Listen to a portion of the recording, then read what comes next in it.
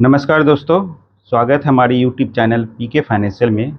एक ऐसा चैनल जहां आपको आईटीआर से लेकर कंप्लीट फाइनेंशियल सॉल्यूशन की जानकारी मिलती है।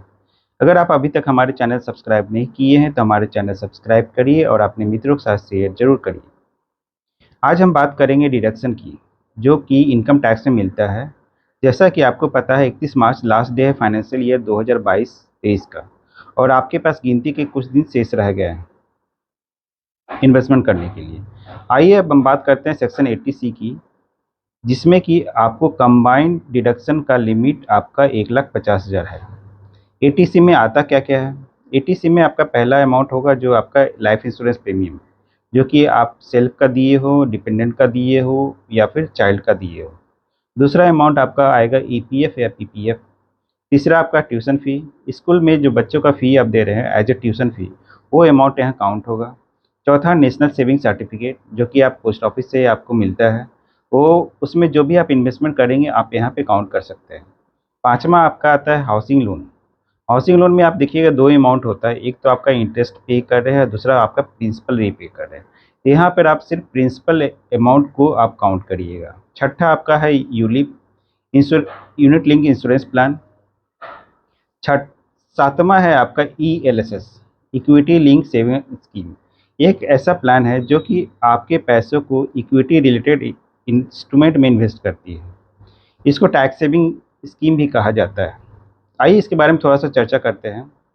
ये एक ऐसा इंस्ट्रूमेंट है, एक ऐसा ऑप्शन है आपके पास जो कि सबसे कम लॉकिंग पीरियड होता है। इसमें मात्र आपका लॉकिंग पीरियड 3 साल का है।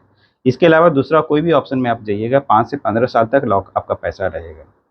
रिटर्न की बात करिएगा तो इसमें आप इजीली 12 से एक ज़्यादा आप रिटर्न बना सकते हैं एनुअली। फ्लेक्सिबिलिटी आपको यहाँ मिलेगा। फ्लेक्सिबिलिटी इन द सेंस कि अगर इस साल आपको लगता है कि यहाँ पे आपका एटीसी में 50,000 रुपये आपका बचा हुआ है इन्वेस्टमेंट करने के लिए, तो आप ये कर सकते हैं। अगले साल आपका अमाउंट अगर लगता है 25,000 है तो भी कर सकते हैं, 1,50,000 है तो भी वो कर सकते हैं, या फिर आपको लगता है कि अगले साल आपको वो ज़रूरत ही नहीं है, तो आप नहीं भी करिएगा तो भी आपको कोई दिक्कत नहीं है। लेकिन इसके अलावा कोई भी अदर ऑप्शन आप जाइएगा तो आपको ईयरली आपको पे करना पड़ेगा। इसमें आप इन्वेस्टमेंट 2 माध्यम से कर सकते हैं, एक तो एसआईपी मोड में भी कर सकते हैं, दूसरा लमसम अमाउंट भी कर सकते हैं।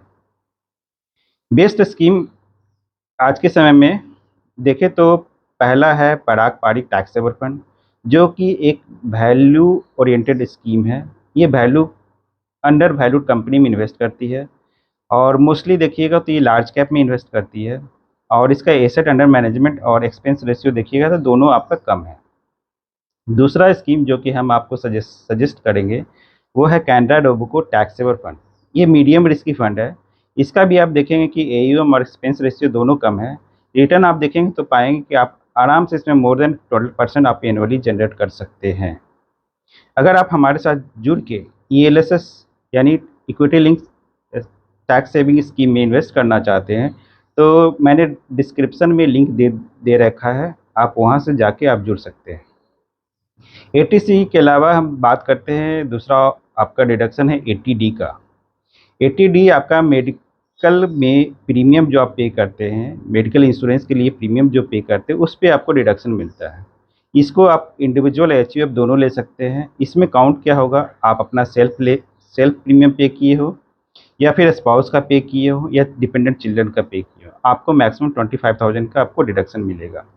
अगर आपने पे कर रखा है अपने पेरेंट्स का तो आपका ये अमाउंट आपका 50,000 रुपया काउंट होगा। इसमें आपका 5,000 रुपया प्रिवेंटिव हेल्थ चेकअप इंक्लूड है। तीसरा डिडक्शन है आपका 80E। 80E हो गया कि अगर आपने हायर एजुकेशन के लिए लोन ले रखा है तो लोन का जो आप रीपेमेंट करेंगे उसका जो इंटरेस्ट का अमाउंट आएगा वो आप यहाँ पे डिडक्शन ले सकते हैं। चौथा ऑप्शन है सेक्शन 80EEB। ये आपको छूट मिलता है, डिडक्शन मिलता है अगर आपने इलेक्ट्रिक व्हीकल ले रखा है और आपका लोन का सैंक्शन का डेट 1 अप्रैल 2019 से लेकर 31 मार्च 2023 तक है, तो आप यहाँ पे आप इंटरेस्ट जो पे करिएगा, रीपे करिएगा, उसका आप क्लेम कर सकते हैं मैक्सिमम 1,50,000 रुपये तक। पाँचवा आपको डिडक्शन मिलता है सेक्शन 80G का। अगर आप डोनेट करते हैं गवर्नमेंट रिलीफ फंड में तो आप 100% जो डोनेट करिएगा वो आपको छूट मिलेगा, या फिर आप अदर इंस्टीट्यूशन को डोनेट करते हैं तो 50% आपको अमाउंट पे डिडक्शन मिलेगा। छठा आपका ऑप्शन है सेक्शन 80 GG। ये उन लोगों के लिए बना हुआ सेक्शन है जिनको एचआरए नहीं मिलता है। सैलरी तो मिलती है लेकिन कंबाइंड सैलरी मिलती है, कंसोलिडेटेड सैलरी मिलती है, उसमें एक एचआरए का पार्ट नहीं होता है, वो उनको यहाँ पे आप छूट मिलता है। लेकिन ये कैलकुलेटिव होता है, आपकी इनकम और आप जो रेंट पे करते हैं उसको कैलकुलेट करके ही यहाँ पे आपको छूट मिलेगा। सातवां ऑप्शन आपका डिडक्शन का है सेक्शन 80 TTA।